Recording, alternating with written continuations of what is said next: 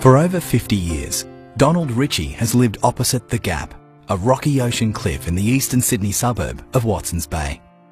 Despite the beauty of the area, sadly, The Gap has long been known as a notorious suicide spot. While most would turn a blind eye, Don has spent the last 5 decades reaching out to those contemplating suicide.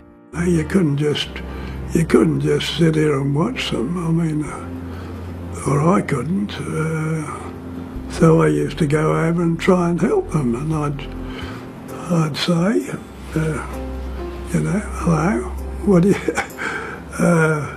And I'd give them a smile because there was some chance of making a friend of them. I could well imagine somebody in their darkest moments just looking at him, this tall, gentle man, and changing their mind.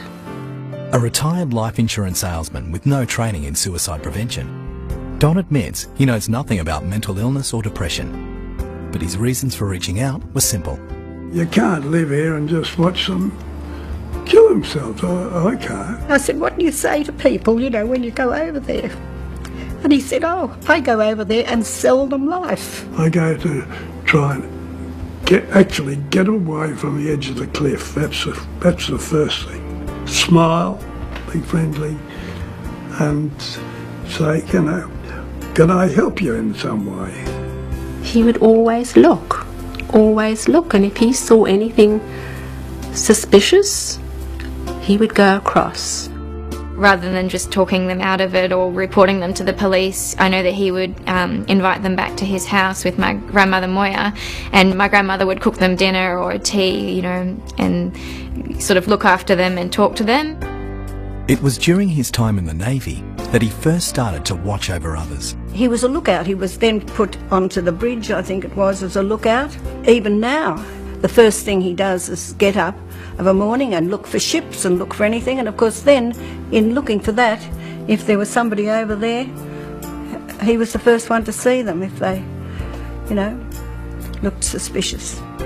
Incredibly, authorities say that Don has saved more than 160 people, but unofficial estimates put the number closer to 400, an act that has seen Don put his own life on the line, climbing the safety fence to pull people back from the brink. You see an old man now, but he was just, he would have been probably 35 when we moved here.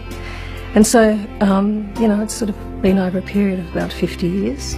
But tragically, there have been many lives Don has not been able to save. Unfortunately, Don was not there on the night that Diane Gadden's daughter took her life. Tracy took her life at The Gap on the 15th of November 2005. I do not believe she wanted to die. I just think she couldn't cope with what life was for her at that time. And I know for sure that a kind word would make you turn around. When people have said to me, how do you live there, with all that death and everything, and I'd say, aren't we lucky that we've lived here because he's saved a few lives? There's nobody in the entire world that has done what this man has done. And I'm still here at 84, so,